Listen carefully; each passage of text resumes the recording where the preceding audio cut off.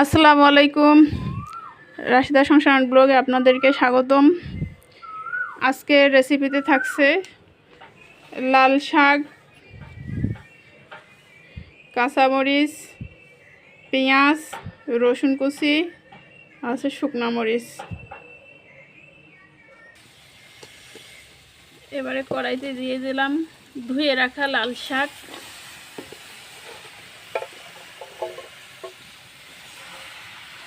লাল শাকগুলো ভালোভাবে 5 থেকে 6 বার ধুয়ে নিয়েছি। এবারে দিয়ে দেবো পেঁয়াজ কুচি, রসুন কুচি, কাঁচামরিচ, দিয়ে দেবো পরিমাণ মতো লবণ,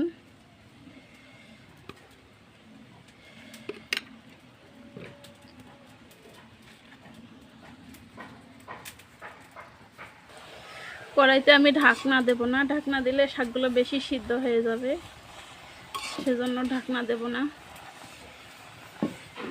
কিছুক্ষণ পর পর উল্টাই দেবো শাকগুলো।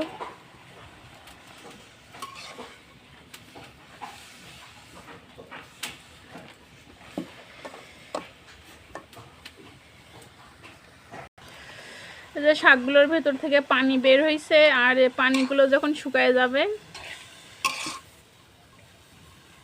তারপর শাক সিদ্ধ হয়ে যাবে। লাল শাকের পানিটা শুকায় গেছে, এবারে লাল শাকও সিদ্ধ হয়ে গেছে। এবারে উঠাই নেব কড়াই থেকে।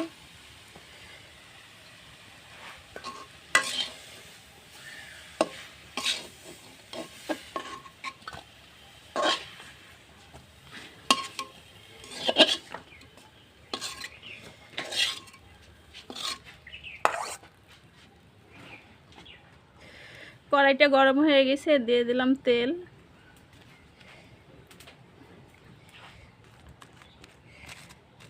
এবারে দিয়ে দেবো কয়েকটা শুকনা মরিচ,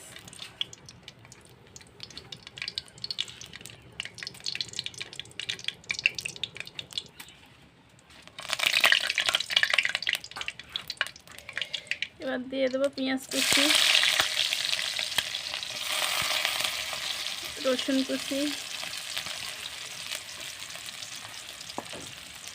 সবগুলো লাল লাল করে ভাজি নেব।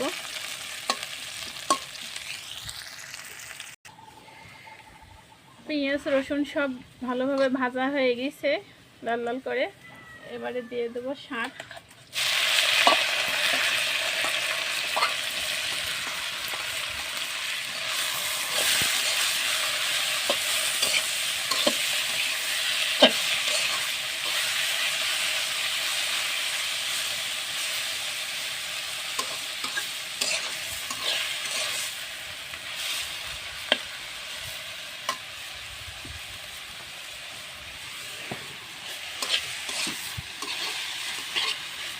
শাক ভাজিতে কোনো প্রকার পানি অ্যাড করা যাবে না, পানি অ্যাড করলে শাকটা গলে যাবে, আর ঢাকনাও দেওয়া যাবে না।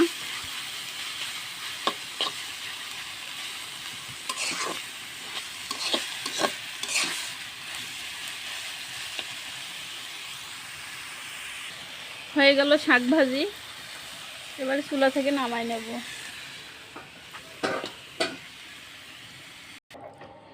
তৈরি হয়ে গেল লাল শাক ভাজি। আর আমার লাল শাক ভাজিটা কেমন হয়েছে আপনারা জানাবেন, আর আমার চ্যানেলটাকে সাবস্ক্রাইব করবেন।